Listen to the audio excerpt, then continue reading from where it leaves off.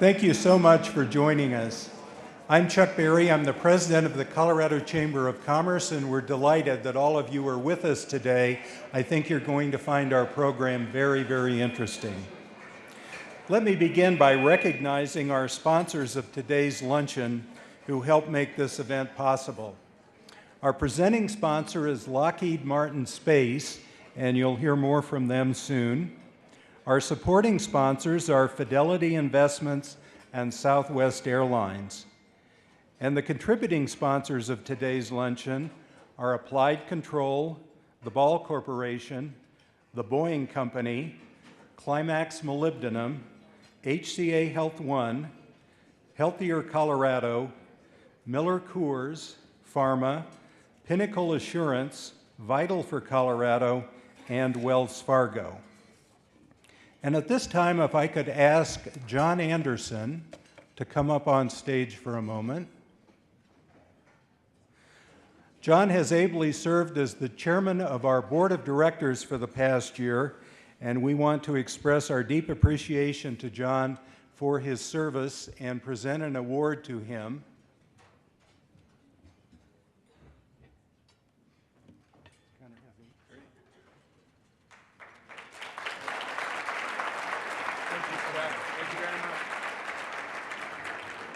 John, thank you so much for your dedication and service to the Colorado Chamber of Commerce.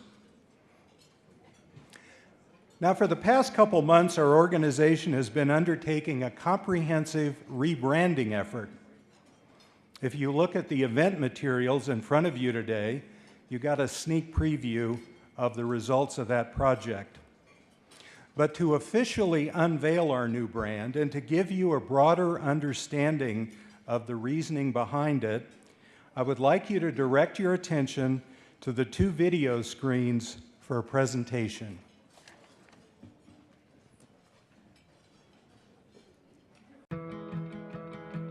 For over 50 years, the Colorado Association of Commerce and Industry has truly been the voice for business here in our state. We couldn't be more proud of the legacy we've built or of the path we've laid for even better things to come. But just as the business landscape in Colorado has evolved, so is our organization. And so it's time to put a new face forward, one that better represents who we are and the impact we make for our members and for our state. Today, we are the Colorado Chamber of Commerce. For business, for Colorado, for tomorrow. These are the reasons why companies across our state have joined us. Our members recognize that we are the only organization relentlessly working to protect our business climate. And they understand that we are their greatest ally in enhancing it tomorrow. Being a member is a statement of your company's commitment to Colorado's continued economic health and growth. You're doing your part to positively affect your critical business interests while ensuring the benefits reach all of Colorado. For business, for Colorado, for tomorrow.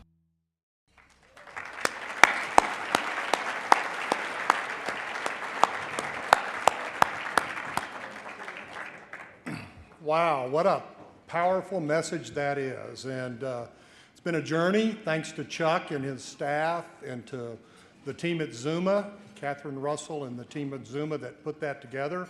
It's certainly exciting. Chuck Berry and the staff at the Chamber are working very, very hard to help deliver on that mission, that vision that we've set through that. My name is Randy Schrader. I'm the president of Applied Control, and I'm here to speak to you on behalf of the Chamber Board of Directors today. First thing I want to do is say a quick word of thank you to all of the members that are in the room today. We have a lot of members, and we thank you. We thank you for the support. Without your support, the Chamber could not do the work it does for business in Colorado all across the state of Colorado. So thank you to all the members. Got another word for you that aren't yet members. And if you aren't yet a member of the Colorado Chamber of Commerce, I would encourage you to find a board member in the room today and ask them how to get in touch with Dave Tabor. And Dave and his team would be happy to talk to you about the different levels of membership we have in the Chamber and the way the Chamber can help your business thrive as it does for all businesses in the state of Colorado. Enough of the shameless commercial. I'm going to get on to why I'm really up here today. And Chuck thanked the sponsors for this event. And there are many events the Chamber does throughout the year. And sponsorship of those events is hugely important. And it's today I get to talk about our presenting sponsor a little bit. I've been in Colorado for a little over 20 years, and I've gotten the opportunity to watch this company, and they just do so much for the state of Colorado, for the citizens of Colorado. They bring so much value to the entire community, and they do it relatively quietly. There's not a lot of fanfare. You don't see them out there a whole lot, but they're just a very, very strong organization that delivers for the state of Colorado on so many different fronts. In my opinion, they are among the best of the best companies that operate in Colorado. It's my great honor to get to introduce Adam Son, who is Vice President for Space Communications, and the presenting sponsor for today, Lockheed Martin Space. If you direct your attention to the screens, we'll see a little message from Lockheed Martin Space, and after that, Adam will be up to say a few words. Thank you very much.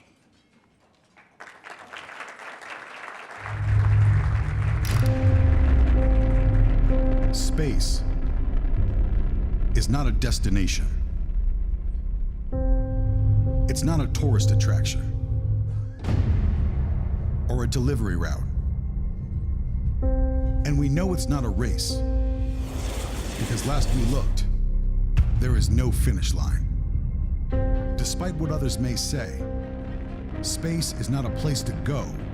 Space is a place to do big things, important things, useful things, epic things, things that help militaries protect better, things that help humans communicate better, things that teach us about other worlds, and about how we can better protect the one we live in now. There's an asteroid up there that may reveal the secrets of the universe if we can bring home a piece of it. Let's do that. We won't need to launch satellites anymore if we can 3D print them up there. Let's do that. There are terabytes of data that must be turned into vital information. Let's do that too.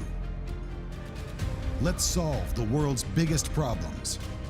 Let's invite the bold and the brilliant to join us. Let's unleash the best engineers on and off Earth. Because doing is what we do.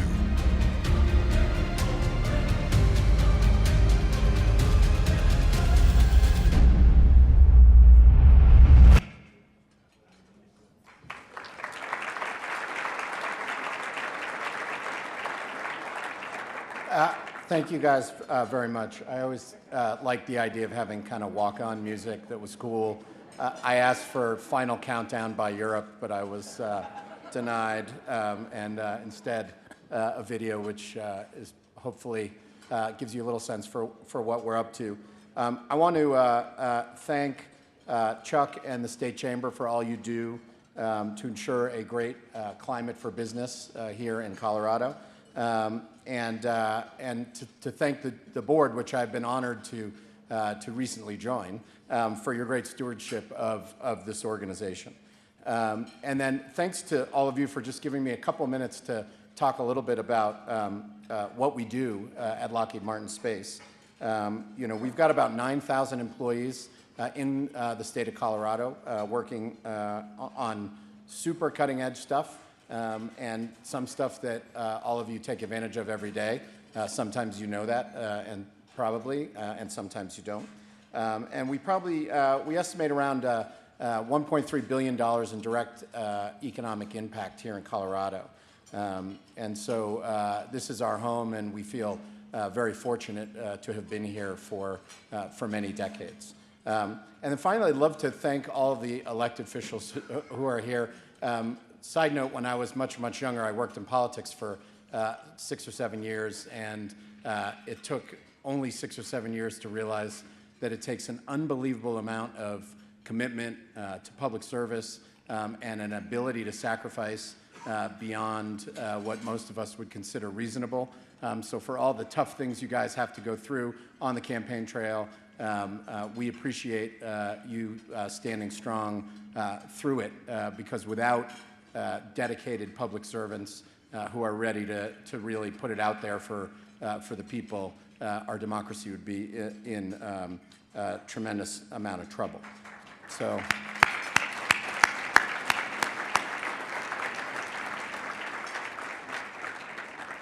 you guys know who's here today: Jared and Walker, George and Phil, who, side small world note, Phil and I attended the same college together an undisclosed number of years ago, and I'm hoping that number of years remains classified.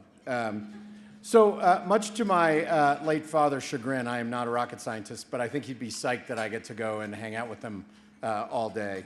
There are a lot of very, very dedicated, smart people who come to work every day at Lockheed Martin Space to support a bunch of really important programs and missions that are really pushing science and physics right to the edge. You know, it's important not only for the state in terms of the jobs and the economic activity, the downstream impact with a very vibrant aerospace industry. And you think about anything that anybody launches in our business, there's a very long supply chain that feeds up into the factory.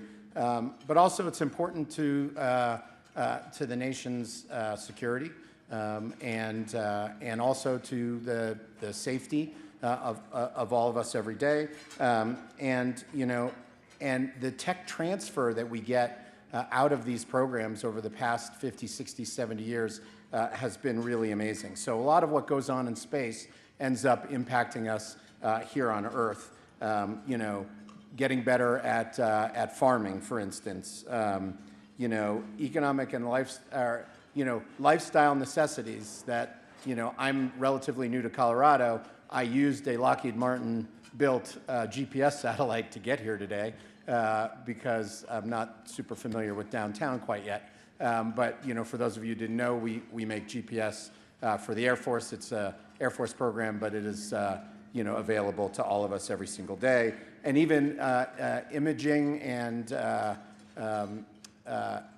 imaging research that we do to be able to help with mapping and remote sensing can help, you know, can help detect things like breast cancer earlier and with less invasive procedures. And so ultimately, it's not only what we build as an industry and as a company, but, you know, what can follow on from there. And in case you didn't think weather was sexy, and I know a lot of you probably think weather is incredibly sexy, we build this satellite for NOAA that sits over the East Coast and the West Coast, and it sits 22,300 miles up in the sky, and we can detect a fire on the ground to within a quarter acre, as well as we look at lightning from space, and we will take a picture of the lightning, we will process it on the satellite, we'll run a little bit of artificial intelligence against it, we will downlink it, and then we will know whether or not a weather service can deliver a hazardous weather warning within about 15 seconds.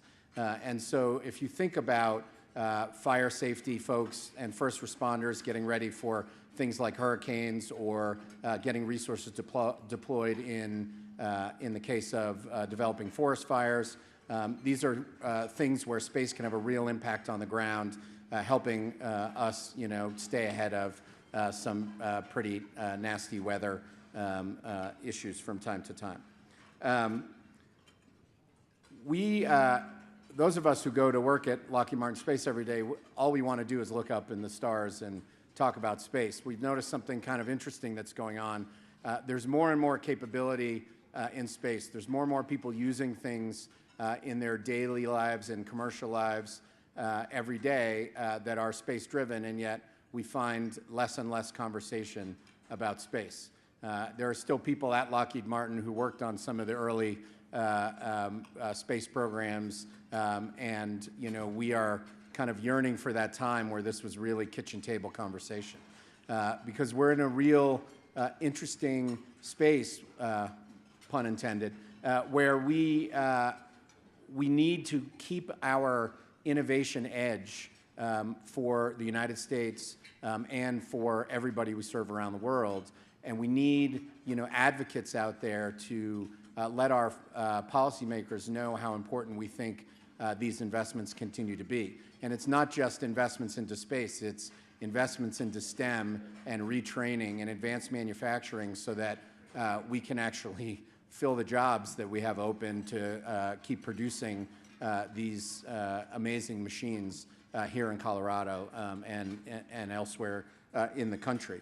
And just, if you want to, I saw a speech a couple weekends ago by Gwen Shotwell from SpaceX, who pointed out that they were on track to do about 18 launches this year from SpaceX. I think ULA is on track to do something close to that.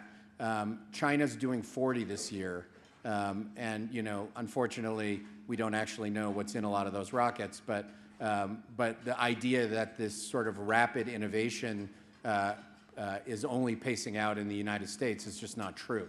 And so we've got to really stay ahead if we want to keep that economic and innovation lead for all of us. And so, we like to try and keep everybody informed. So for policymakers, we often will bring you to a launch. So if you haven't been to a launch, you should find out a way to get to a launch. It's amazing. You are 3 miles away from a rocket, and you can feel it in your chest. It's an unbelievable experience. Talk to Joe Rice and the team, and try and get to go see something from Colorado being thrown up in space. Unfortunately, we don't launch them from here. You'll have to take a few days in Florida. I recommend the winter time for a launch. And then lastly, everybody in this room is a business and community leader. You're here because you want to participate in a broader conversation about what's going on in Colorado, and hopefully you got all excited about that video. There are lots of opportunities to come out and visit us in Waterton and see these things as they're being made. To be able to look at a GPS satellite, unfortunately, as a guy who's in charge of communications, once we put these things up in space, there's not a lot I can do with them except show you a picture. But if you have the opportunity to go see these things, which, these satellites range from the size of a microwave to the size of a school bus, and they're doing all kinds of amazing things up there, and we are doing things at the edge of, 3D printing, additive manufacturing, robotics, artificial intelligence. I invite you to get through the chamber or through any of the Lockheed Martin folks here. Drop us a card if you want to come out on the next visit we arrange. We'd be happy to host you out there. And finally, I just would say, this is a team effort. I got to come up here for a couple minutes today and bore you before the real interesting stuff happens. But this is a team effort, and Colorado continues to have an amazing aerospace community, and we want to make sure that we keep that strong. And the work that all of you are doing and the Chamber continues to do year after year, I think, is a real input to that. So with that, you got about 10 more minutes to eat, and then the real program will start. So thank you very much for your time, and enjoy the rest of the program.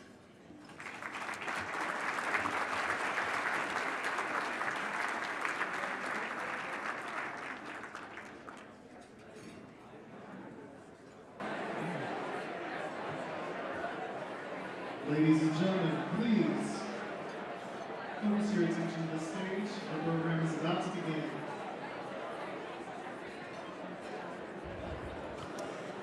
Thank you all. We're about to begin our exciting program for today's luncheon. First, we have a forum for Colorado's gubernatorial candidates. And to moderate this forum, I want to introduce and welcome to the stage Sean Boyd, the political specialist for CBS 4 television. If I could please have your attention, and let's welcome Sean Boyd, our forum moderator.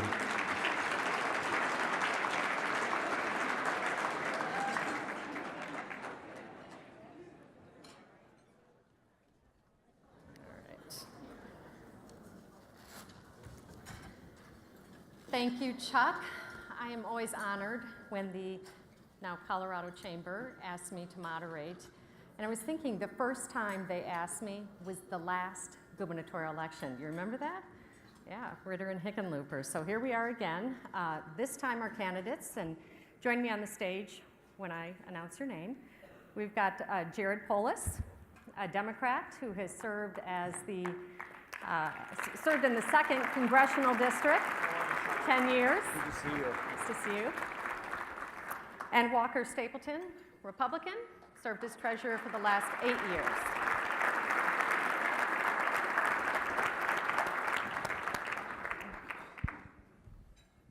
All right, nice to see you both again. This is your second debate you're moderating for us, isn't it? I was there for the first debate and now for the last forum. Thank God. We are almost over, right? This is full circle because Ed presided over the candidate scrum when we had a dozen candidates.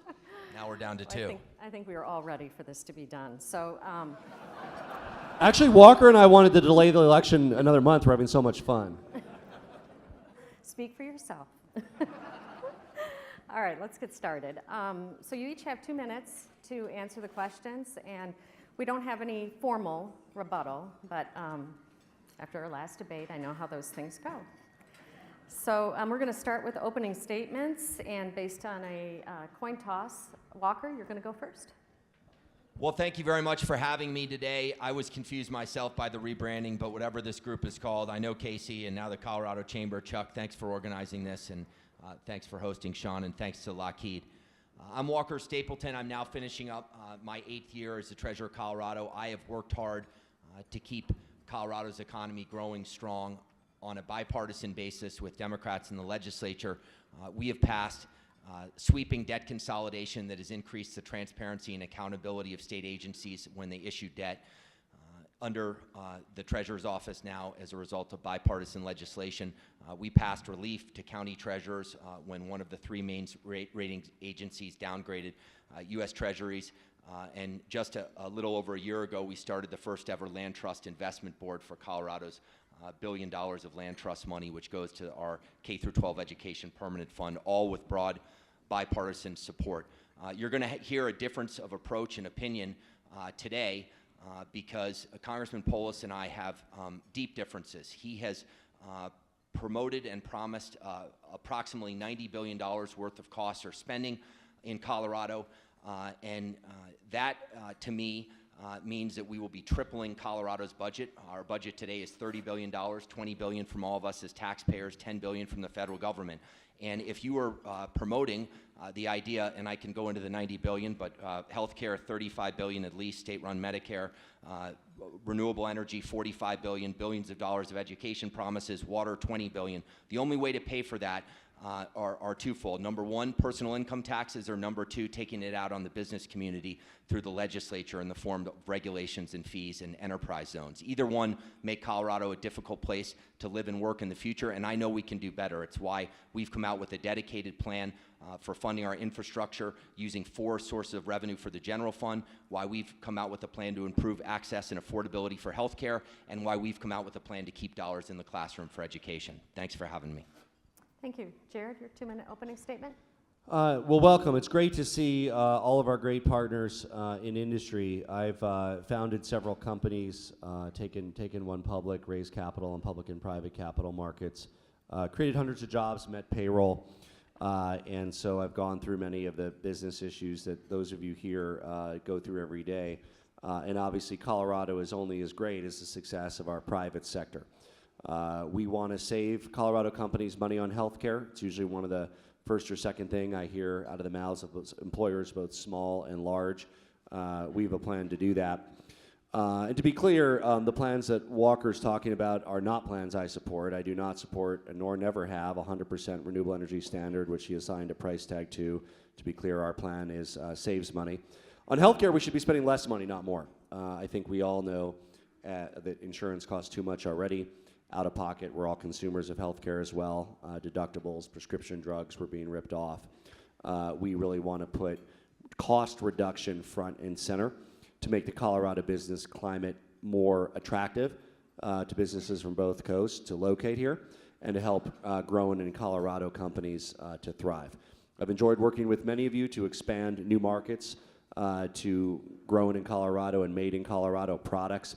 Look forward to continuing to working as a trade ambassador, as governor, and to working with the business community on skills development to make sure that we can prepare the next generation of Coloradans for skills across the continuum. And we know we need to do a better job both in our high schools, and I was glad to see Ray from IBM who's here, and IBM partnered with St. Vrain School District for the state's first P-TECH high school. There's now several, including a new one in Canyon City. And also with our community colleges and colleges to make sure that kids are prepared to not just enter the workforce, but be able to meet the real needs that companies have on both the high skills end and the technical end. Okay, thank you. I want to start out by talking about your broad vision for our state. What do you see as the state's top 3 problems, and what strategies will you pursue to address those problems? And Jared, we'll start with you this time. So we're going to say healthcare, education, and making growth work for all of us, jobs and growth. Education, I not only served 6 years on the State Board of Education, I also founded and was superintendent of a charter school in Lakewood, Aurora, and North Glen, 3 campuses in the Denver metro area, 2 campuses in New Mexico, Las Cruces and Albuquerque. So I've worked in the trenches, chaired the state board. I also worked with President Obama to write the Every Student Succeeds Act, which replaced No Child Left Behind. So I say all that because I have not only the knowledge of what we need to do, but also the kind of technical ability to be able to get it done. We obviously have distributed governance in education, so it ain't easy. We got a separate state board. We got 186 school districts. But there's a very important role that we can play. And what it comes down to for me is starting with a strong start for kids. And that's why at the top of our agenda is right now Colorado only funds half-day kindergarten. We want to get to full-day kindergarten, and we want to expand the number of preschool slots with the goal of having universal access to preschool. For any of you who are parents, you know the high cost of preschool and kindergarten. So it's a cost of living issue in addition to making sure that kids get the right start. Healthcare, we're paying too much. We need to pay less, not more. I only support plans. My North Star will always be number 1, does it reduce costs? Number 2, does it expand coverage? Number 3, does it maintain or improve the quality of care? And I believe there's some low-hanging fruit to do that. We can use bundled payment systems in Medicaid like the state of Arkansas has successfully done to reduce costs by 30%. We can have a state reinsurance plan like Alaska and Oregon to help present some of the highest cost cases for driving up rates and move towards risk pooling for some of the highest cost cases. Finally, how do we make our economic growth work for all of us? So rather than have growth be something that happens to us, and what does growth mean if, yes, people have a job and their income's gone up 3%, but what does that mean if your rent's gone up 9% and your healthcare costs have gone up 12% and your 15-minute commute's a 40-minute commute? So the challenge is to help make sure we make this great dynamic engine of growth actually work to benefit those of us already here. Thank you, Jared. Walker, top 3 problems facing the state? Well, first of all, I support my friend Representative Bob Rankin's bipartisan effort to update the Gallagher formula, which will hopefully result in doing just that and the splits between property taxes and commercial taxes, which is inextricably linked to school funding in Colorado. I think we have to fix infrastructure for the long term, regardless of what happens with 109 and 110. I'm the only candidate that's come out with dedicated sources of revenue from the general fund, which includes using the windfall from the federal tax cuts, which Congressman Polis has entered legislation to repeal, using our rural economic opportunity zones, 126 economic opportunity zones in Colorado to spur investment, making sure that we fund infrastructure for the long term, making sure healthcare-wise that we can improve access and affordability without moving to a state-run Medicare system like he would like to do. His colleague, the Democratic candidate in New Mexico, has said that the math simply doesn't work, and she is correct. The math does not work. It would bankrupt the state of Colorado and result in payroll taxes on every business in this state of double digits. And that's what it was 2 years ago when Governor Ritter and I were the co-chairman of the chamber effort to defeat this, and he's proposing a more expensive state-run system today that would run everybody from Pizza Hut to Merrill Lynch right out of Colorado, and they wouldn't be coming back. And finally, we've come out with a detailed plan to keep more money in the classroom. If we had kept our administrative costs in check with the student and teacher growth in Colorado across our 178 school districts, in some school districts we would have as much as $4,000 more to pay teachers. This is a numbers-driven approach that I've used as treasurer and that I would use again as governor, because numbers are hard to politicize and they illuminate problems in public policy making. Thank you. Thank you, Walker.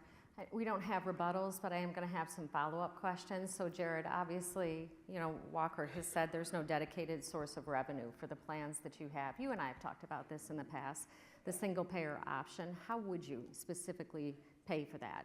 Saving costs aside, the state is going to have to cover people it doesn't now cover. Well, we have about 7 or 8% that don't have coverage today. A part of that needs to be addressed through comprehensive immigration reform nationally. But a part of that are American citizen Coloradans as well. Maybe 5 or 6% or so don't have coverage. And the only way to do it is by saving money. So again, we have to reduce costs if we ever hope to expand coverage. The two go hand in hand. You can't expand coverage without reducing costs. And frankly, expanding coverage will then feature into a virtuous cycle to further reduce costs, because you reduce the cost of uncompensated care that those who pay for insurance, including small companies, are forced to pay for. So no dedicated source of revenue from the state right now that you've identified. The problem is not that we spend too little. The problem is we spend too much. We spend more than twice the percentage of our GDP on healthcare as any other industrialized nation. I'm for a variety of reforms from the left and the right to reduce our costs and expand coverage. Okay, thank you. So some of the state's biggest job creators are in this room today, so I want you to address them with this next question. As governor, what will be your top 3 priorities in descending order on issues that you believe should matter most to the members of the Colorado Chamber? And Walker, you're first with this one. Well, in order to have a Colorado future that all of us in this room want to have, we need to have a strong Colorado economy. It's why I was an early supporter of the federal tax legislation, unlike Congressman Polis, not only because the chief state economist has said that we could be looking at a $1 billion surplus for our budget this year, not only because 73% of Coloradans are benefiting, not only because it repealed the individual mandate of the Affordable Care Act, which is the most regressive tax in U.S. history, but because I believe that economic growth solves a lot of problems in Colorado, and it creates jobs. And we need to keep Colorado's economy strong by keeping Colorado's job growth strong. And Congressman Polis and I have a big difference of opinion. His support for a 2,000-foot setback for the energy industry, which he was willing to bankroll a couple years ago, would have driven 230,000 jobs out of Colorado, 100,000 jobs from Latinos in our state. It would have taken away $32 billion of annual economic impact. His state-run healthcare system, he won't be able to find a single state to join us. This was tried in Vermont a couple years ago through a double-digit payroll tax on all businesses and double-digit tax increase on individuals, and it will make care more expensive, not less expensive. It will make lines longer. It will create a greater shortage of doctors in rural areas, and it will create a critical problem with people that have life-threatening illnesses to get the medication they need. And now that doesn't even account for the R&D jobs that will be lost at places like UC Health. So no, I don't want to drive our healthcare system over the cliff. I think that there is a much better way that we can solve this as Coloradans together, working with the docs and the agencies that are on the front lines to increase access and affordability for Coloradans and make sure that Medicaid, which is we have a moral obligation to sustain, is sustained in Colorado. Thank you. I just wanted to be clear, since this comes up often, the single-payer option that you are considering, Jared, is an option in addition to private insurance, Medicaid, and Medicare, right? Absolutely. Okay. The current way we cover people, Medicare, Medicaid, they're a linchpin of any way of achieving a universal coverage. So you want to Talking address about, yeah. top 3 issues? Sure. So, and again, I'm going to try to focus more, if you notice, Walker talks more about what I don't believe rather than what he believes. I'm going to try to focus on what I believe are the top 3 priorities for our state. And we touched on one, and that's education. So it's about how can we make sure we have a workforce that is able to thrive in the 21st century economy. How do we align the skills that we need? Partnerships between community colleges and high schools through dual and concurrent enrollment programs where students can get associate's degrees while they're in high school and be able to in a job market, or if they choose to go on to a 4-year university, they only need 2 or 3 years to complete, not only saving them the money, half the cost, but also half the time where they're able to get out and earn and they have skills that are mapped to jobs that we need. Within institutions of higher education, making sure that we have a number of ways to save students money so we can improve access, moving towards open source textbooks, collaboratively sourced. The average cost of textbooks at CSU, $1,100 a year. That's on top of room, on top of board, and we can reduce that significantly as long as tie any additional funding to tuition freezes or decreases at our institutions of higher education. Second, roads and infrastructure. Everybody in the room moves people or goods, right? Whether it's your employees getting to work or whether it's goods that you manufacture or trying to reach market. And that is becoming an impediment to the success of our business climate in Colorado. The average cost to each one of you is about $600 in lost productivity from extra wear and tear on your car and extra gas because of traffic.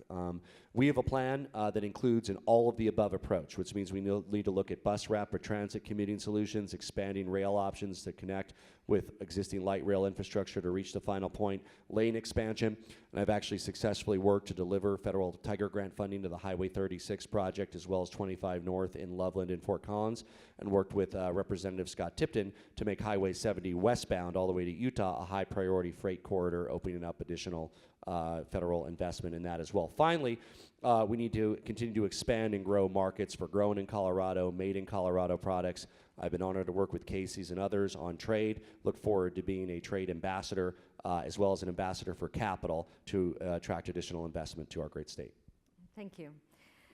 So this next question is a bit lengthy, so stay with me on it. In recent sessions, legislative sessions, there have been numerous bills introduced that concern the Chamber's members because they would impose mandates on businesses which would raise their costs. The bills have included prohibiting employers from asking job applicants about prior compensation histories, a state-run retirement system for private sector workers, and allowing localities to raise the minimum wage above the state minimum wage, just to name three.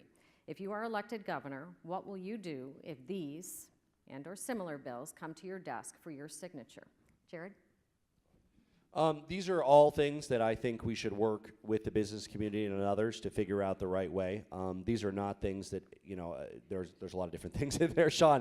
But let's take the minimum wage one. I do support the concept of local control. I support it in a number of different areas. Now, that doesn't mean that there aren't important business issues, like if there is a, you know, mall and it's between 2 or 3 different jurisdictions. There's also very small jurisdictions. So, but yes, we would want to work with Casey and others to figure out, is it municipalities above 100,000? Is it counties? There are several in the state that are interested in going higher than the current minimum wage. We might even be in one, Denver. Now that's not up to me, that's up to them. I mean, I'm not advising any city on what to do.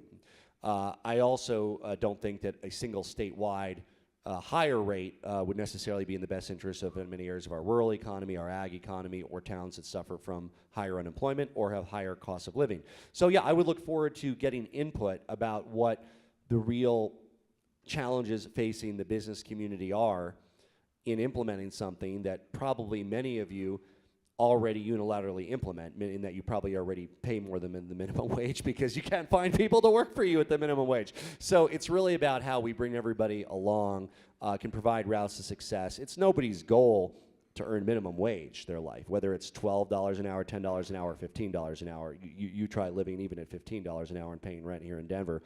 But it is a starting point, and it's a discussion to have so that it's something that you should participate in and help us figure out.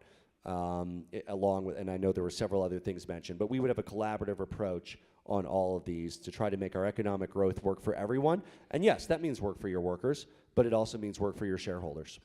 Okay, thank you, Walker. Veto, veto, veto. And just to go through the reasons why, first of all, I think an individual's privacy needs to be respected, but if you're interviewing for a job as an employer, you shouldn't have the state of Colorado dictating to you what is an employer. You should be asking somebody that's a potential hire.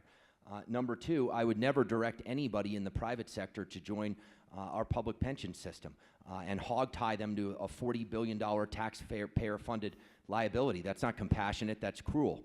Offering the option of our public pension system to somebody who's a line item cook at Taco Bell is not going to improve that individual's retirement prospects. In fact, it will greatly worsen them. And then finally, What was the last question? Minimum wage. Minimum wage, allowing municipalities to uniformly decide on their own minimum wages, that's a disaster for the business community and a disaster for the restaurant business. The last minimum wage hike, which was misguided state policy, has resulted in people that don't even want to raise making less in tips, and it has resulted in more automation from the restaurant industry, which doesn't serve the workers.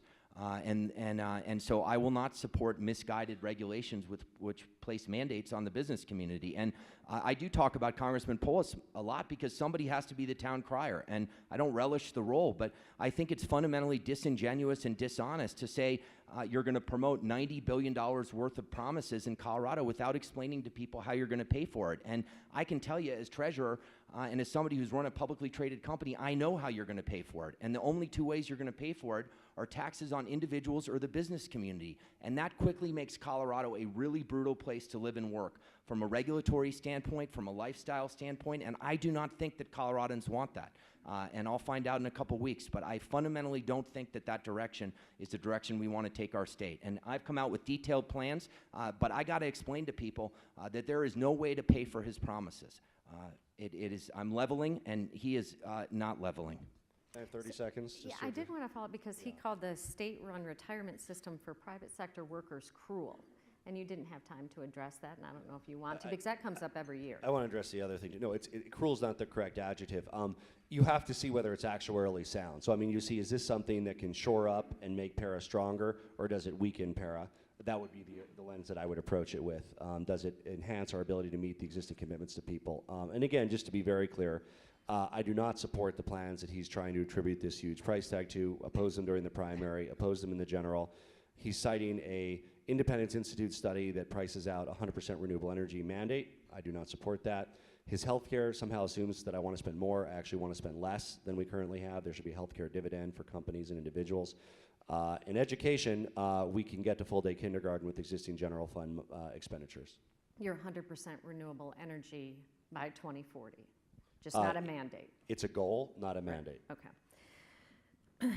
Colorado is witnessing some opposition to continued growth, defined by traffic congestion, lack of affordable housing, the impact on the environment, and critical infrastructure needs. What is your political philosophy to balance economic prosperity with concerns about growth? And Walker, you're up first. Well, I think that we're not going to have the sustained growth we want to have for Colorado's future unless we fix our infrastructure needs for the long term and unless we provide more attainable housing. And I use the term attainable versus affordable because what may be affordable for somebody in the metro area may not be attainable for somebody on the western slope or in Pueblo. And first of all, I would make sure the Governor's Office of Economic Development started listing locations in rural Colorado for businesses to relocate. We need a holistic approach to economic development. We need to fully fund our broadband initiatives as more people seek to telecommute so that moms don't have to take their kids to McDonald's to complete homework assignments in rural areas of Colorado, and we can have more people working from home. And we need to have a Colorado economy that promotes jobs. In terms of affordable housing, I do believe that we should look at whether we have actually fixed construction defects litigation with a right to cure over a 90 or 120-day period.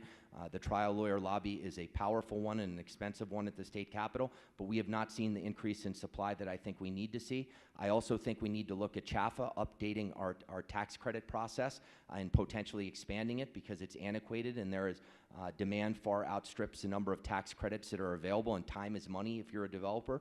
And I think the state of Colorado needs to play a collaborative role in great public-private partnerships that are taking place between Continuum Real Estate Development, run by my buddy Mark Falcone and the Walton Family Foundation, and groups like St. Joe's Hospital, which is repurposing a lot of its facilities to affordable housing. And I would do just that as governor, take a collaborative, multi-pronged approach. Thank you. Jared? You know, I think this is really the key challenge that we face is how can we make this growth work for us rather than against us. And that means works for you as an individual who lives in our community. It means works for your business. Because growth is a powerful mechanism, and believe me, it's much better to have growth than not have it. I mean, I know representatives that serve, areas of Ohio or Pennsylvania that feel like they've been left behind. And by the way, there's areas of Colorado that need more growth that we need to direct capital to. But here in the Denver metro area, the main thing I hear is we've had a lot of growth, and yet it hasn't necessarily improved my quality of life, right? So how do we make sure that it works for you? How do we make sure that growth pays its own way in terms of, rather than burdening businesses and individuals already here, how do we make sure that we increase our infrastructure, increase access to affordable housing near where the jobs are, transit planned communities so people have a way of getting to work. When families can't afford to live near their jobs and are forced to live 30, 40 minutes out for affordable housing, it not only costs them more and time away from kids, but it also means that the rest of us have to pay for the pavement and the roads to get there, rather than if we have more housing opportunities close to where the jobs are, particularly with options to get to work like light rail and bus for those who want to take them, along with the ability to drive to work. So first of all, this sort of sense of master planning is critical to bring the municipalities, counties together across the Denver metropolitan region through DRCOG and other mechanisms to make sure we have this discussion about how we build the infrastructure we need to maintain and improve our quality of life, protect our parks, our open space, and our public land that are such an important part of our identity as Coloradans and very important to our quality of life and, frankly, our competitiveness about why people are willing to move here and work here to fill the jobs and employers. So we're looking forward to taking a multi-tiered approach to making sure that Coloradans aren't just getting by, but can thrive in a 21st century economy. Thank you. I want to head out to the audience now for some questions out here. Trish, back there. Come on up. She's got the wireless microphone. And so just hold your hand up if you've got a question. And I am making my way. I see a few questions, so hold tight. Mr. John Jacobs. And when you ask the question, please identify yourself and what company you're with. Thank you. John Jacobs, Davis, Graham, and Stubbs. I have a question for Congressman Polis. I believe you stated publicly that you'd like Colorado to adopt a carbon tax if elected governor. A number of other states have tried and failed to adopt such a tax, and there are concerns with the California cap and trade program being quite expensive. Can you describe your plan for Colorado's adoption of a carbon tax, or your goals, I guess? It's not part of my agenda. We've never talked about it. It's kind of fake news. It came up in one debate. What do you think of a carbon tax? And I'm always excited to talk about intellectual possibilities. The broader the base and the lower the rates, the better. So if we can reduce the tax on your business, reduce your tax as individuals, expand the base, of course we're willing to have that conversation, whether it's carbon or services. Economically speaking, the broader the base and the lower the rate, the more pro-growth the tax structure is. So it should be about allowing companies to reinvest their profits in growth. Of course, we're willing to put all those things on the table. And to be clear, in a state with Tabor, which is appropriate, and nationally, I've supported similar policies, these are all revenue-neutral discussions. Nobody's talking about raising or lowering, quote-unquote, taxes. They're just talking about reducing the taxes that your business pay and that you pay in individuals by broadening the base. And whether that's services or carbon or something else, that's a great intellectual discussion. Frankly, it has more support on the right than it does on the left, but it's not something that we're proposing as part of our agenda. Did you have a follow-up? Well, as a kid growing up, I grew up in the tri-state area. I used to listen to this sports reporter named Werner Wolf, and he would always say, let's go to the videotape. And going to the videotape, just a week ago in Fort Collins, Congressman Polis said he was for a carbon tax, and all of you can go look it up. He said it, and he consistently has said that I'm misrepresenting his positions, yet if you go to his website, it's clearly stated that he wants 100% renewables by 2040, that he believes vehemently in a single-payer healthcare system that I worked in a bipartisan way to defeat with Governor Ritter. This is all a bunch of congressional snowballing. I'm unfamiliar with it, having spent 8 years as the treasurer of Colorado, not in D.C., but he's become very adept at triangulating on positions of consequence to Colorado's economic future. So I couldn't disagree more. This amendment, this thing that Walker's talking about that he opposed with Bill Ritter, I also did not support. That was it would have cost more for healthcare for small businesses. And again, of course, if there's a way to bring down taxes, I think we should explore it.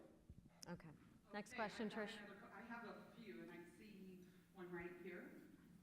Thank you. My question is for Treasurer Stapleton. My name is Edie Sun with Pinnacle Assurance. I'm also a board member of the Colorado Chamber. You touched briefly earlier on about your ideas for funding transportation, but could you dive into that a little bit more? Because you've made clear that you don't support a So what are these other mechanisms that you foresee and how would they work? Yes, I've talked about 4 different dedicated sources of revenue. The only candidate in this race for governor that's talked about any sources of revenue to fund transportation out of the general fund. Number 1, I want to commit as much money as possible from the windfall from our federal tax plan that our economists are estimating will come to Colorado in the hundreds of millions of dollars. I want to dedicate as much of it to transportation as possible and infrastructure funding for the long term. Number 2, I've talked about taxing sports gaming. The American Gaming Commission has said that it's a $150 billion industry.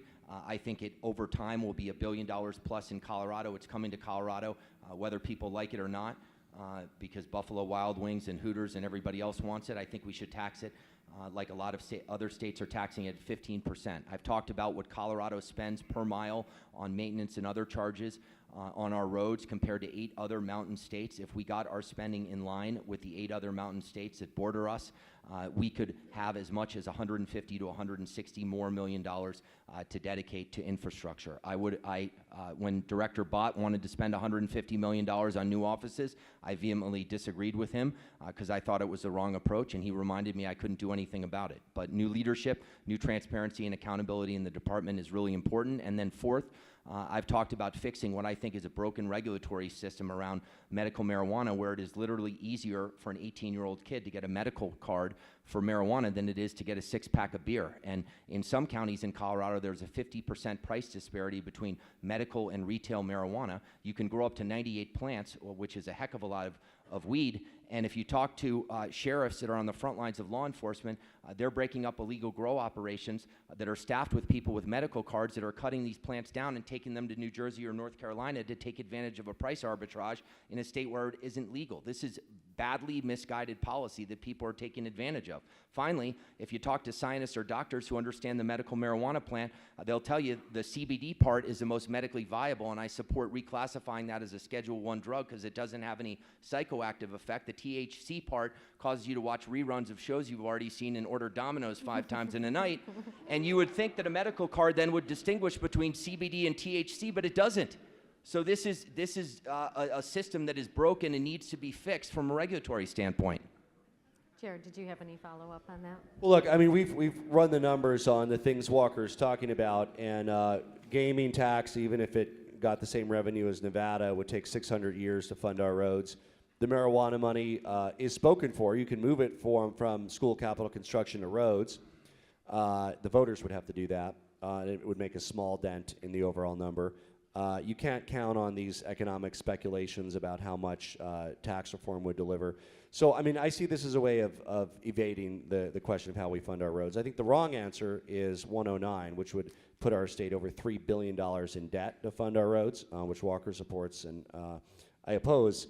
And that would drain money out of the schools. It would prevent our ability to going from half-day to full-day kindergarten, increase class size, and probably reduce teacher pay further. So I think it's important that there's a dedicated funding source. Depending on what happens with 109 and 110, that is a discussion that we're happy not only to participate in, but lead as governor, working with the business community, Casey, and others to make sure that we can build out not just the infrastructure we need for today's Colorado, but for tomorrow's Colorado. Thank you.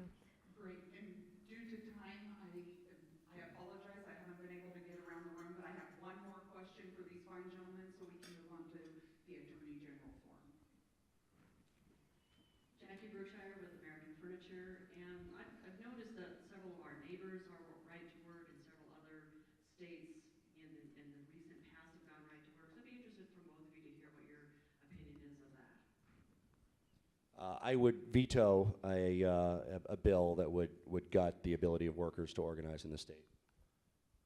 As somebody who's not supported by the multitude of unions that Congressman Polis is, I support individual employers' ability to actually have a cost-effective and efficient workplace.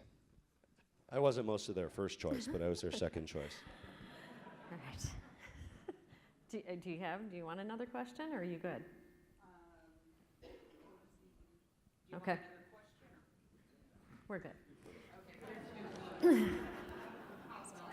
So 2 minutes for closing statements, and Walker, you're up first. Well, thank you very much to Casey, now the Colorado Chamber, for having me. As some of you may know, before I ever was elected to statewide office, I led a happy, successful, and productive life in the private sector. Congressman Polis may see to it that I'm headed back to the private sector. But in the private sector, I ran a publicly traded real estate company before trading it all in for the promise of high stress and low pay afforded by elected office. And I can tell you that when I was in the real world, the business world, I never asked anybody about their political ideology. I worked collaboratively with them and on making things better. And I've done that as treasurer. I've worked with Democrats in the legislature. I've had no legislative authority whatsoever, but every bill that has come out of my office, of which I'm particularly proud, even though it maybe has only been a byline in the Denver Business Journal and not mentioned in the other main publication in our area, that's okay with me. Because I think Colorado needs a collaborative governor who's going to work to expand economic opportunity in Colorado and work to expand a business opportunity in Colorado. And there's a big difference between myself and Congressman Polis. I've asked him repeatedly about a friend of mine named Martin, who's an immigrant from Mexico, who works in the energy industry, who just bought his first house, who took his kids to the beach for the first time. His job wouldn't exist in Congressman Polis's future Colorado because Congressman Polis wants to rig the game for renewables, and he supported anti-fracking legislation and anti-pipeline amendments. And that's not a Colorado that I think is inclusive economically. And so there are big differences. Please educate yourself. There's no way to pay for $90 billion. I know how to pay for things as treasurer. The only way to pay for things is tax increases on individuals or businesses, and that is not the future Colorado I want to see. And so there are big differences for my family and for yours. Please spread the word. Please vote Stapleton, and I believe we're going to have a great victory very shortly. Thank you so much. Thanks.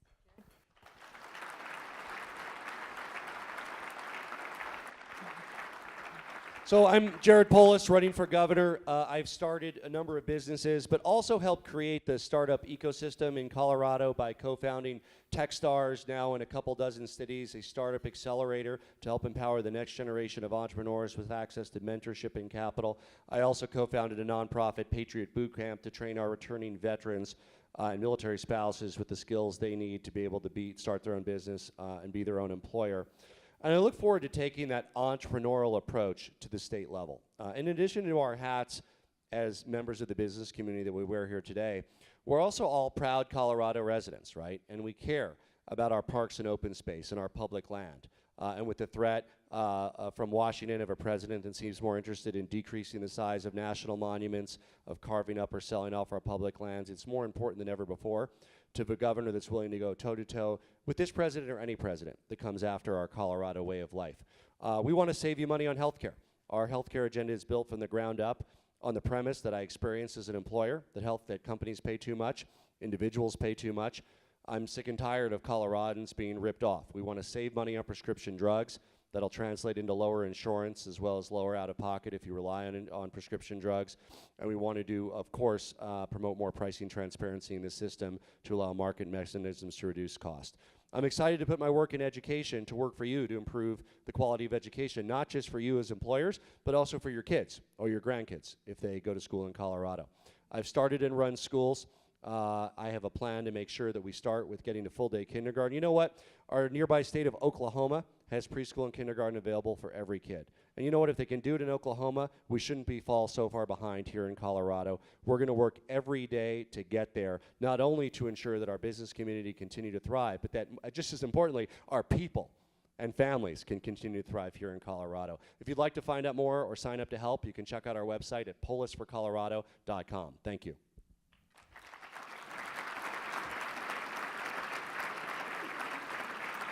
All right. Done. Thank you both for being here. It was civil, even lighthearted at times. Stay seated. Stick around. We've got the Attorney General debate next, and Ed Seelover with Denver Business Journal will take over for me.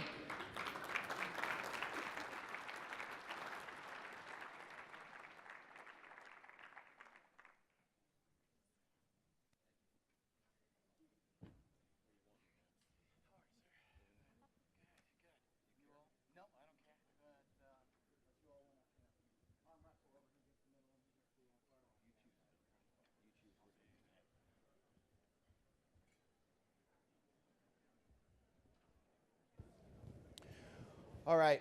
Well, thank you all very much for being here. We realize you've heard a lot of good discussion for the past 45 minutes, and we want to have some more good discussion here. Just change the focus up a little bit. For those of you who don't know me, my name is Ed Seelover. I'm the state government reporter for the Denver Business Journal, and that's the least important thing you'll hear today. What's more important is that I'm on the stage with Republican Attorney General nominee George Brauchler, Democratic Attorney General nominee Phil Weiser, and quite frankly, that's all I feel like I'm going to say about you. You've each got 2 minutes here to introduce yourself, talk a little bit about yourself before we dive into the issues. And Mr. Weiser, I believe you're first. I want to tell you 3 things about myself. First, my leadership and entrepreneurship here in Colorado. Second, my commitment to sound regulation and how important that is in the Attorney General's office.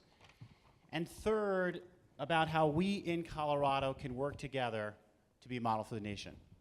First, entrepreneurship.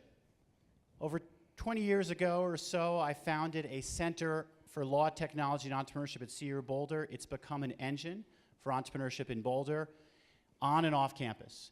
Since, I've been able to found Startup Colorado, supporting startup businesses in the Front Range, now working with the state to support startups across their whole state. I founded the Blackstone Entrepreneurs Network, brought it here to Colorado. I'm committed to working with you to help people build businesses here in Colorado. Number 2, regulation.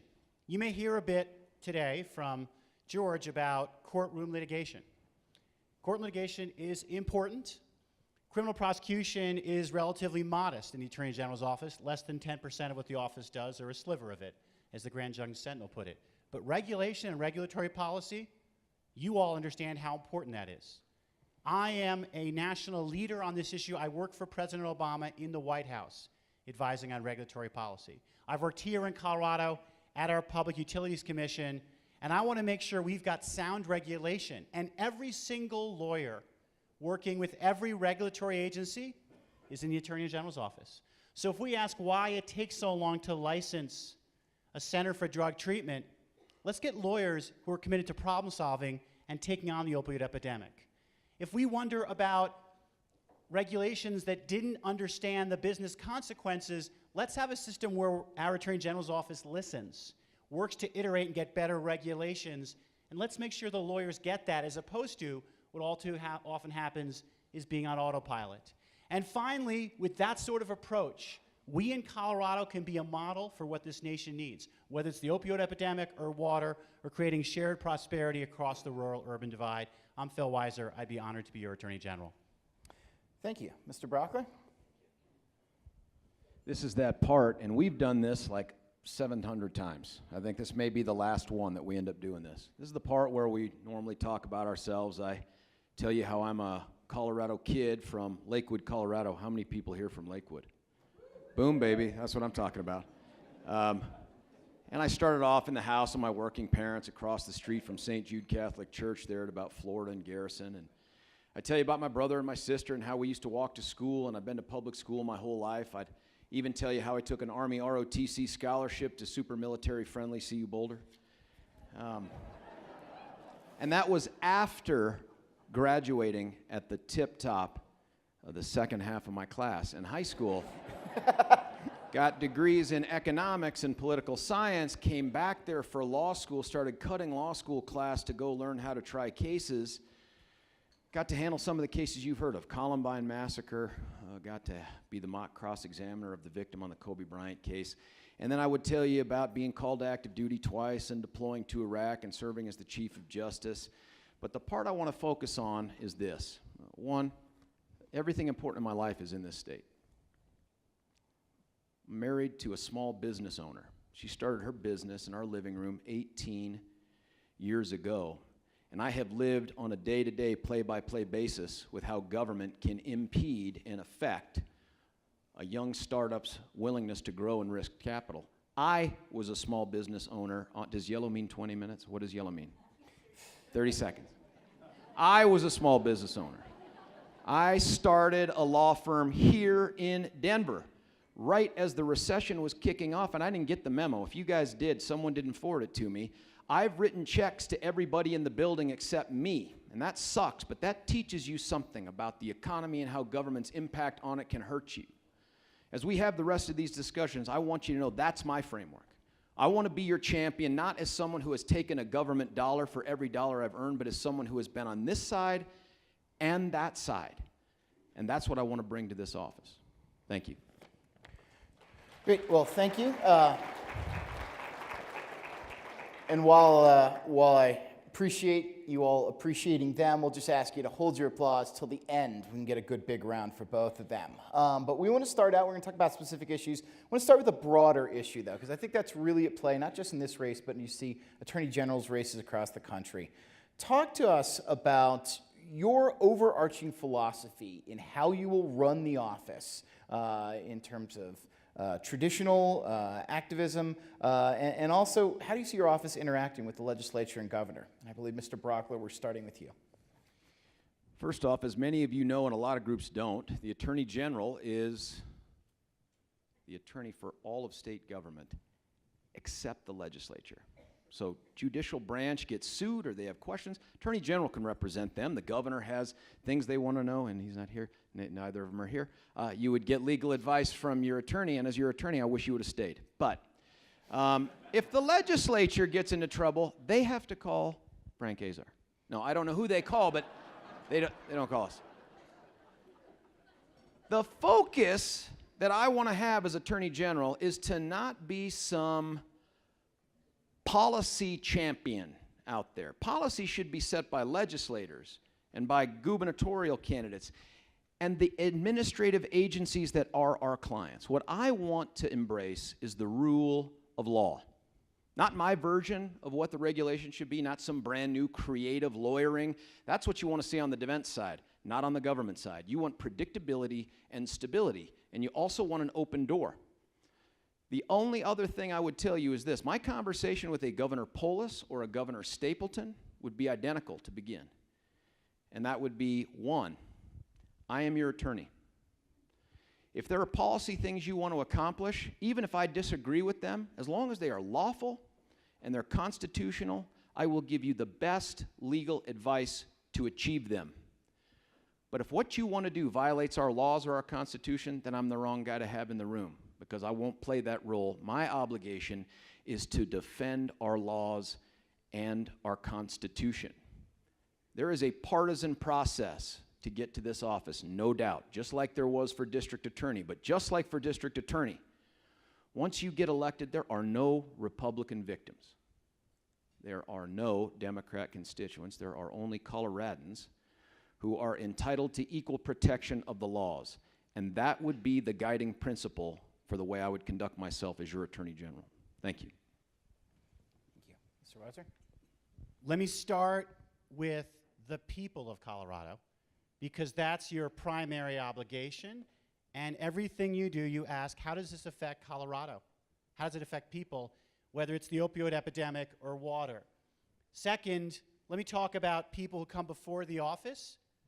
You're professional. Unless you're a fly-by-night company, I will never sue anyone without talking to them first. Our current Attorney General hasn't lived by that rule. It's important to build trust and to operate professionally, because I do believe in creative problem solving, which means not everything is a lawsuit. There might be other ways to resolve issues. That comes from dialogue, working together. Number three, the legislature, and George has been on many different pages here. Sometimes on criminal justice or CORA, he's actively talking about promoting legislation. Other times he says, well, if you've got a client agency, then you're engaged. Here's how I see it. The legislature is a partner in government. When you're implementing laws, consumer protection laws, for example, if you see ways they can work better, you tell the legislator. If the legislature says, we're working on a law on broadband, you have expertise, can you help? You say yes, because we're all in this together. As for the governor, you're the lawyer for the executive branch, which means if you're asked for legal advice, you give it. That's also not been happening right now. Our governor has at times had to turn to private counsel because our attorney general said, no, I've got a different political view. That's wrong. You need to be, again, the lawyer for the people, committed to the rule of law. We're facing some challenges in democracy right now. I've been at the Justice Department under 2 administrations that operated professionally by the rule of law. I've clerked here in Colorado for David E. Bell in the 10th Circuit, and at the Supreme Court for Justice White and Justice Ginsburg. And I've been very engaged in our community, and I believe we here in Colorado can show how democracy can work for the people and for all of us. That's why I want to be your Attorney General. So let me follow up with you with one particular issue I've talked to both of you about, but in terms of how you see your job as Attorney General, where would you go on the issue of net neutrality that a lot of state attorneys generals are weighing in on? Mr. Weiser, we'll start with you. What many people don't know is the term net neutrality was actually launched at CU Boulder at a conference I hosted, and it was embraced by the FCC Chair Michael Powell at an event I hosted. Then I went to work for President Barack Obama on this issue. For those unfamiliar, the concept means if you're a broadband company, you can't block or degrade traffic. And for 14 years under both parties, we've had a commitment to net neutrality. We in Colorado are a very innovative ecosystem. We've got a lot of innovators, a lot of consumers who want access to an internet that isn't subject to discrimination or blocking or degrading. Like many issues at the federal level, if our federal government does something that violates the law, if it's unjustifiable under the law, we have an Attorney General who can protect our rights under both state law and federal law. Whether that's curtailing the methane rule we depended on or curtailing the net neutrality rule, I'll fight for Colorado, innovators and consumers, and I'll challenge illegal actions like the decision to end net neutrality. Thank you, Mr. Brauchler. And I should say follow-ups are a minute long rather than 2 minutes long. Sorry about that. Well, that sucks. Look, the net neutrality thing, it's part of a bigger problem at the federal level, and that is that when Congress doesn't act and do things, there's this void that gets filled by a bunch of unelected bureaucrats 1,500 miles from here who pass these rules on us that have these sweeping impacts that we really don't have the ability to undo until there's a change of presidential administration. And because of that, you see this bouncing back and forth, 3-2 vote for, 3-2 vote against. At the end of the day, this issue of net neutrality is something that Congress, like many other issues, should deliberate over, should compromise on, and come up with something that is longer standing than the next 4-year presidential election. Whether net neutrality is a good or a bad thing, I think depends on how you define it and who you pick as your favorites to exempt from it, as we've seen under the last 3-2 rule. I do think it's important to note that after the net neutrality was passed, for the first time ever in those years, there was a decrease in investment in internet development spending. That says something. Look, as AG, I'm going to be guided by the policy issues that the legislature wants to put forward, and I'll figure out a way to make them legal, and if not, I'll give them that advice. Thanks. Thank you. All right, we've talked big picture about the office. Let's get a little bit more specific now. Could you talk about your 3 biggest issues that will affect, who's out here, that will affect the business community and how you'd like to handle them? I believe this is, Mr. Weiser, you'll start off on this one. I think it's George. I just did net neutrality, right? Oh, okay. All right. Mr. Brauchler. Disagree. Look, I think the 3 big issues are ones that apply to a whole broad-based group of businesses and different organizations that would end up coming into contact with the AG's office. First, I think you have to have an AG's office that is, like we've run the district attorney's office, open and accessible to everyone. And part of that openness is transparency. And I'm just going to use as an example, just not words. Ed, is this 2 minutes or 1? 2. Okay, good. Go to our website for the DA's office. You will see things up there you can't imagine any DA's office ever putting out there because we're the only ones that have ever done it. Whether it's a quarterly report of the demographics of people that go to prison, every penny that leaves our building through our operating check register, every penny we spent on the Aurora Theater shooting case. We put it all up there because you can't hold government accountable if you don't know what the hell they're doing. So I want to make this AG's office the most transparent in the country, and I want to be accessible. If someone needs a meeting with the AAG working on a case, we're going to figure out a way to do that. I want to be accessible not just to you, though, but to the consumer advocates as well, and that takes me to my next point. I want to create more formal, regularly meeting working groups on various regulated industries from stakeholders all around to say, what are we doing? How is it working? How is it not working? What are the things we might do better? What are the things we might go and recommend to the legislature to take a look at and see if they want to change it? Or to our client agencies, how they're interpreting or passing certain regulations.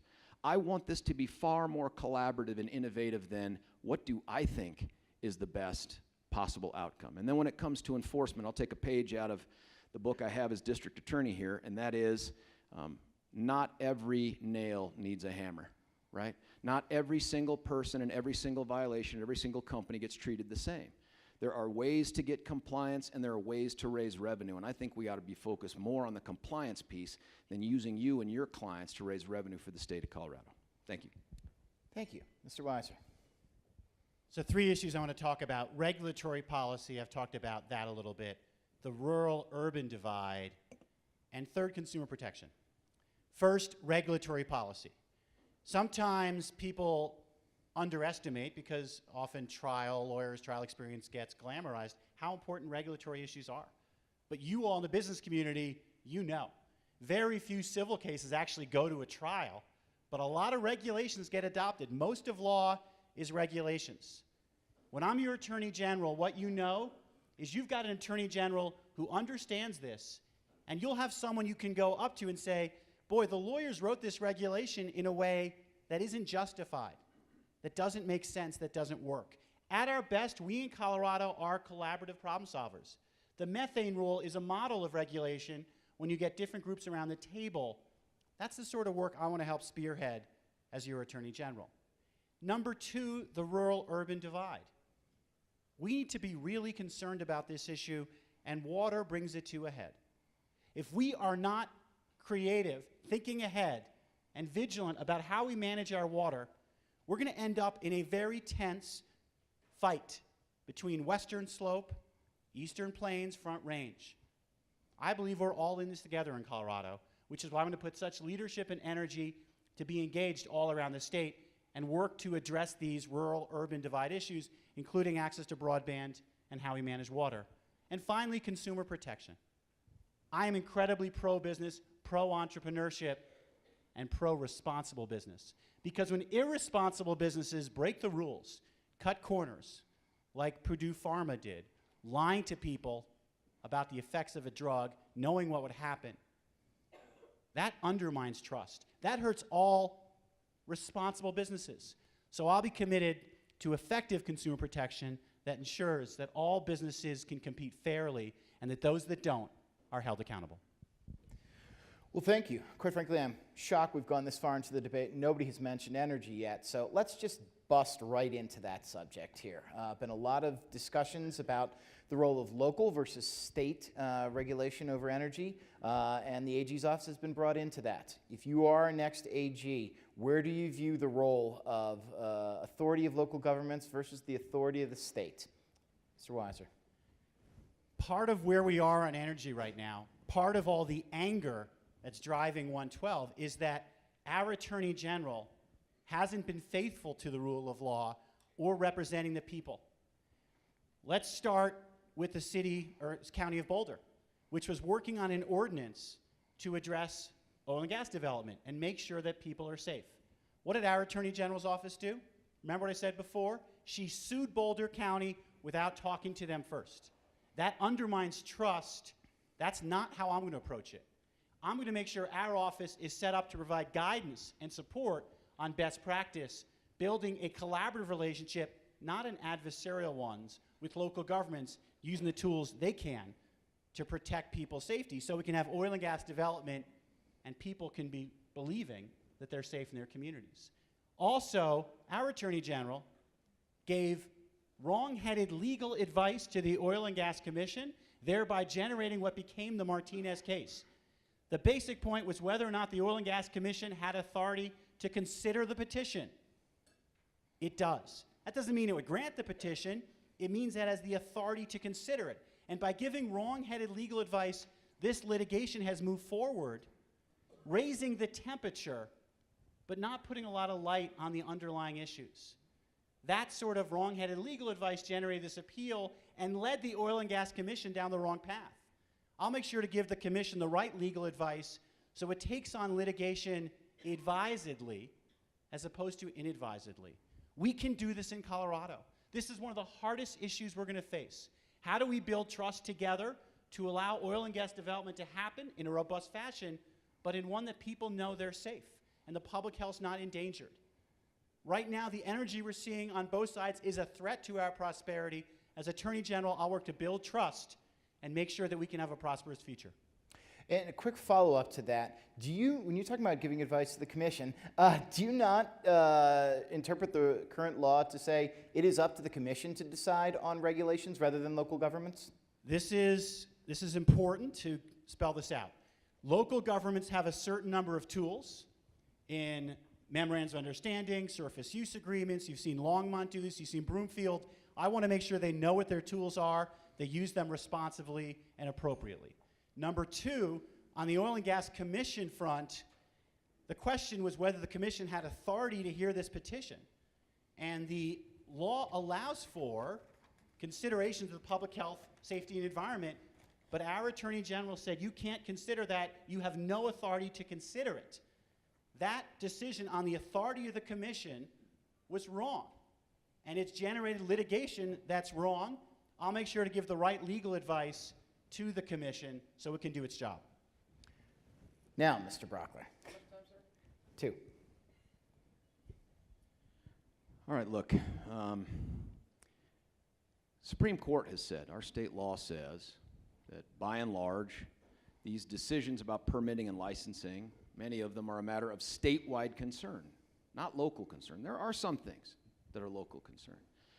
And while I appreciate and respect that Phil can have a different opinion on what might have happened or what could have, should have been done, he's not entitled to the facts here that he chooses, because the truth is that if Cynthia didn't call the county commissioners, it wasn't because there had been no contact. Do you know there were assistant attorney generals in that Boulder case that testified in public in front of the county commissioners saying, you are trying to establish a plus 5-year moratorium on permitting and licensing and drilling that you cannot do, and if you do it, we will take you to court. Boulder ignored them. They went ahead, continued with the moratorium. The Attorney General's office sued them, not cherry-picking a jurisdiction, did it in Boulder. Boulder filed a motion to dismiss. The judge sided with the Attorney General's office, and then Boulder withdrew their moratorium. That is exactly the role the Attorney General should play in defending our laws and our Constitution. If we don't like the laws or the rules, if we don't like the COGCC, everybody in this room has the ability to change it right now. We're talking about taxing and roads and all sorts of things on our ballot. We could do that with COGCC. We have 112 on there. By the way, vote against 112, but we have 112 on there. Let me just say, that you don't want an attorney general who picks and chooses the outcome that is contrary to the client, right? So when the client, COGCC, says, we want to appeal the Martinez decision, maybe it's because I'm the only guy up here that's ever had a Colorado client, but if you're an attorney out there, you know this. How many of you, when you give legal advice, hear every single time from your client, I'm going to do exactly what you said? Never. You normally hear, what's your next best advice? The issue is, when the COGCC, whether they got advice Phil agrees with or not, says, we want you to move forward with an appeal, you're either going to have an activist AG that says, I won't do it, or, as Phil has said, if Martinez is around, I would withdraw the appeal, even though it just got argued. Or you're going to have an attorney general that says, I'm not going to substitute my policy decisions for yours, and I will represent you in court. Thank you. All right, thank you. Please hold your applause. We're going to move on to the kind of similar but bigger picture question here. The strategy of filing lawsuits against companies whose actions you believe threaten the health, safety, and welfare of Coloradans. We saw, excuse me, we saw Attorney General Kaufman do that against Purdue Pharma. We've seen other states go as far as to do it against Exxon. What is going to be your general strategy? What is going to make the AG's office under you step in to sue a company over that? I'll start with Mr. Brauchler on this. One quick thing, Purdue Pharma was under consumer protection, right? The other things were under some of these other clean air, clean water things where the federal government has delegated to the Attorney General's office the ability to also bring a lawsuit. Many of these decisions should be dictated by the client agencies like CDPHE. Certainly advise them on it, but they should be the ones running the show on when, where, and how to sue, not the AG's office. They get brought in, consulted, and when the CDPHE says, given your advice, this is the direction we want to go, we want to go. But look, I don't have to make up the analysis for this or the process. And when we hear about regulatory interpretation, that part is true. But litigating and going to trial and going to hearings, that is such an important part of the AG's office. Do you know that every single application I've seen in the last 6 months on their website says, as a job qualification, you must have demonstrated experience in the courtroom. That's not me saying it. That's the Attorney General's office demanding it of the people that the AG would supervise. But here's how it works. You don't find the good faith, goodwill violator and think, I'm going to go crush this company. What you do is you try to work with those who are trying to do the right thing in the best way possible and try to get them into compliance. Sometimes compliance requires a fine in order to send a message to others who have spent extra money maybe to pollute less or to protect the air more, that you're doing the right thing, and those that don't will extract some fines from them. But just like criminal law, the first-time offender doesn't get hit quite as hard as the second-time offender, and someone who speeds doesn't get treated the same as someone who hits and kills someone while they're drunk, even though some of the conduct is related. As the AG, knowing the difference, being able to make an educated and experienced decision about when to use the massive power of the state, those are invaluable tools. This is not a job for on-the-job training. Thank you. And a quick follow-up. Have you looked at the Purdue Pharma case? Would you continue it if you were the AG? This is a great question. Purdue Pharma, huge case, and I really respect the way General Kaufman's team diligently and deliberately went through it, and they didn't do something crazy like just announce, well, I'm going to sue because other states did. That would be activism. She took a very deliberate approach to that. But this feels a lot like another case I inherited. I won the nomination for district attorney back on June 26, 2012, and less than a month later, a guy walked into a movie theater at the corner of 225 and Alameda and tried to murder hundreds of people. And I was asked all along the campaign trail, what charges are you going to file? Are you going to seek death? And I demurred then, much like I demur now. Until a responsible, experienced attorney gets in there and looks at the files, looks at the complaints, the claims, and the evidence, and makes a decision, that's the only time I would commit myself. I did it on the Aurora Theater case, and I'll do it on this one. I have every reason to believe I'd continue with it. But to commit to it as a matter of political expediency, that's not an AG, that's an activist. Mr. Weiser. George loves the label of activism, although sometimes when I hear him say it, it sounds more like he wants to do nothing. The AG job has a lot of discretion. And what you need to know is when you look at situations like Purdue Pharma, it's not a close call. I've read the complaint. I've read the complaint from other states. I've read underlying information. It's uncontested. Purdue Pharma was telling doctors, patients, don't worry about the addictiveness. It's not addictive, knowing it was addictive.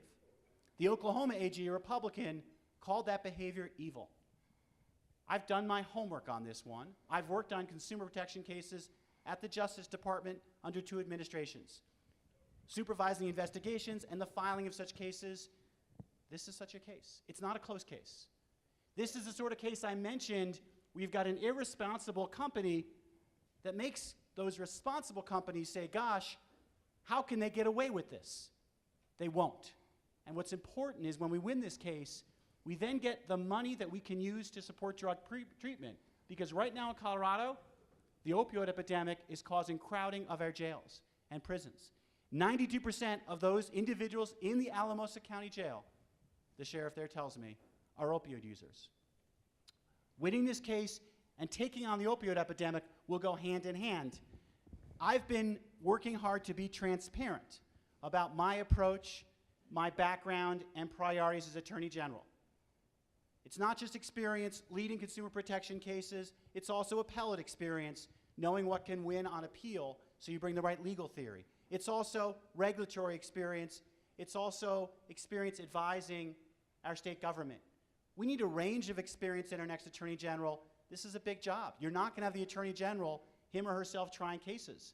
Cynthia Kaufman didn't have trial experience. Ken Salazar didn't have trial experience. Gail Norton didn't. You're hiring a leader of this office with the right priorities and broad background. That's what I'll bring to be your Attorney General. And as your follow-up, since you address Purdue Pharma, would you consider getting Colorado into the lawsuit against Exxon for misleading its investors over climate change? This is what happens when you do your homework. You ask a basic question like, let me get this straight. Our carbon footprint has been reduced by substituting natural gas for coal. How do you sue Exxon for causing climate change? That is a very hard question. I've asked it. I haven't gotten an answer. And so I'm not comfortable with that litigation because the case for it hasn't been made. I'm not about being an activist one way or the other. I'm about following the facts, protecting people, and enforcing our laws the way they're meant to be enforced.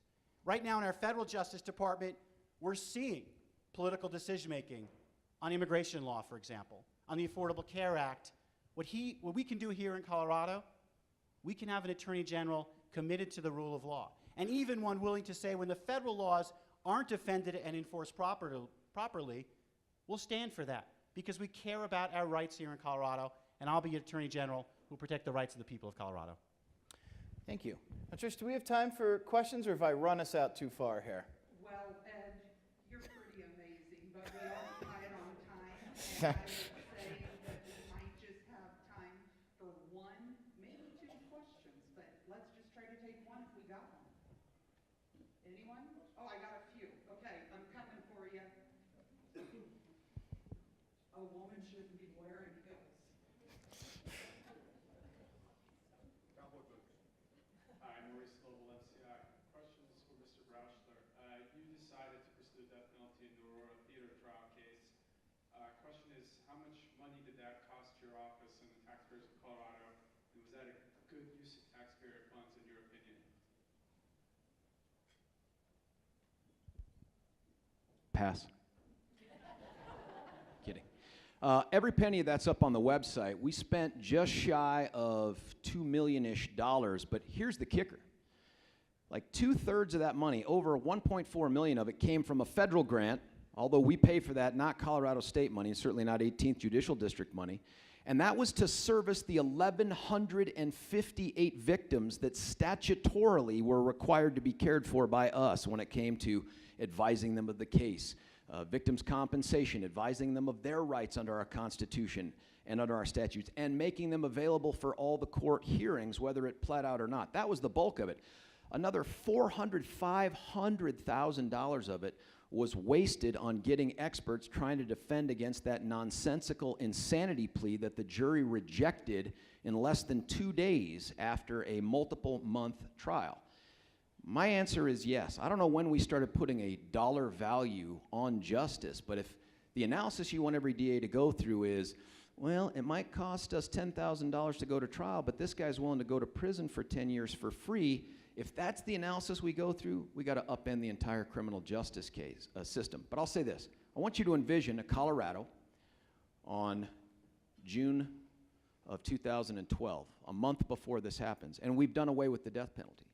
This same crime occurs, same 1,158 victims. How many people here think the public defender's office walks in and says, we're ready to plead guilty to everything to avoid the exact same thing that could happen in trial? It would never happen. If there had been no death penalty in the state of Colorado back in June of 2012, we'd have spent virtually every exact same penny on that case. And at the end of the day, if someone else arms themselves with 700 rounds of ammunition, 4 weapons, and spends 2.5 months planning the murder of hundreds, you betcha, buddy, I'm going for it again. Thank you. All right, who's got a question for Mr. Weiser to wrap us up here? Oh, great. Go for it, Lisa. Hi, this is Matt Dempsey. I'm related with Western Wire. And the question is on the climate litigation side that you just answered.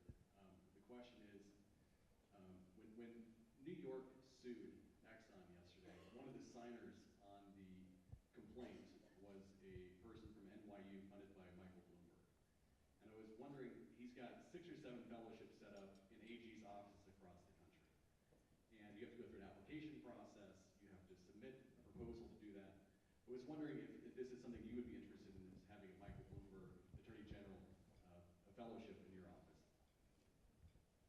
It's the first time I've been asked about people supplementing the office, the Bloomberg Fellowship. I need to know about details on these sort of opportunities. I'll tell you one thing. I don't want anyone telling anyone in this office what to do. This office represents the people of Colorado. I'll make sure it does that. Okay, well, after one of each of those, we will move now to closing statements. And I'm not going to lie, I forgot who started us off with the last question, but I believe that was Mr. Brauchler. So, Mr. Weiser, why don't you start us off with closing statements here? 2 minutes. We in Colorado have a special opportunity.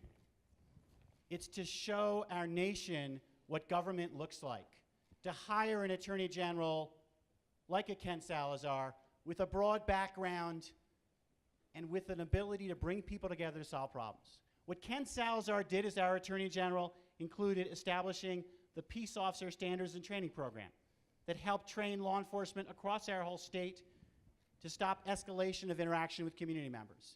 Ken led our state on issues like water and brought important consumer protection cases and stood up for the rule of law and challenged an unconstitutional gerrymander. My true north is the rule of law, is democracy, is protecting people. Right now, our government in Washington is a threat to our future. The level of dysfunction, the lack of the commitment to the rule of law from our Justice Department raises the question, what can we do here in Colorado?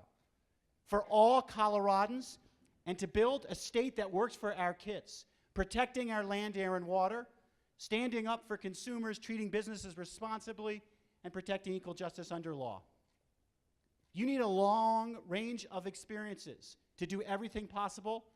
I know George has spent most of his career in criminal prosecution. That's an important part of the office. I bring other skills, consumer protection cases, overseeing them, working on them at the Justice Department, civil rights, constitutional law, appellate work here in Colorado, and working for Justice Ginsburg in Washington, and regulatory matters that we've talked about a bit. This is an incredibly important office. All of you as engaged citizens can get engaged about what this office can do. My website is philforcolorado.com. If you can take some time, get to know me, my background, my views, I'd love to have your support. There's only so many hours left in this campaign. Please, be an engaged citizen, talk to others. It's about our democracy and making government work for all Coloradans. Thank you very much.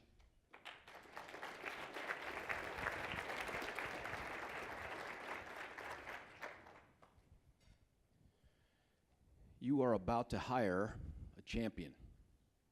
You're about to hire a fighter. You're about to hire an attorney, a lawyer. And you should demand to know what that lawyer has done in Colorado with Colorado laws if the job they want is the Colorado Attorney General. Now look, I appreciate Phil's nod to the prosecution portion, but the part that always seems to get missed is the fact that I haven't always been a prosecutor. I have been a criminal defense lawyer. I've been a plaintiff's attorney. I've been a civil defense attorney. I've been a chief of military justice, a regional defense counsel governing attorneys covering 7 states. I've tried cases at the municipal, state, federal, and military level. If there's something you can do on behalf of a client, as small as a grandmother who was wrongfully prosecuted and as big as the United States government of the state of Colorado, I've done it at least once. Now look, Colorado, in my lifetime, has always been a state of great balance. We have a Democrat governor and a Republican attorney general, and it's been that way almost my entire life, all 30 years. It's longer than that. We did at one point have a Republican governor, a guy named Owens, and a Democrat attorney general named Salazar. And during all those times, we had Republican legislatures. We had moderate Democrat governors named Romer and Ritter and Hickenlooper, and even, I guess, go back as far as Lamb. Bottom line is this.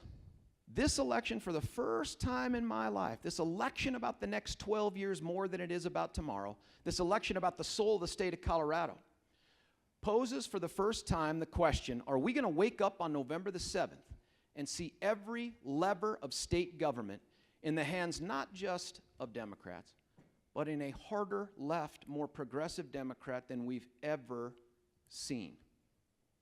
Look, if you honor me with your vote, if you trust me with your vote, I promise you that I will be your lawyer first, and politics will be way down the road. I promise you that I will uphold the rule of law first, and be a policy fighter for things that matter to me further down the road. My name's George Brauchler. I'd be honored to be your Attorney General. Thank you. Thank you, Thank you. All right, and I will turn it over at this point to Chuck Berry.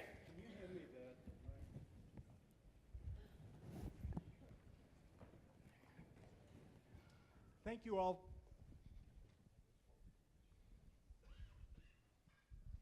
Anyway, thank you all for coming. It's been a wonderful luncheon and a wonderful discussion among candidates for two of our most important offices here in Colorado. Please be sure you vote. November 6th is the day we'll find out what happened. Thank you all for coming. Thank you for your support. I guess I have, no? Anyway, thank you all for your support for the Colorado Chamber of Commerce. We appreciate it very much. Best wishes for the rest of your day.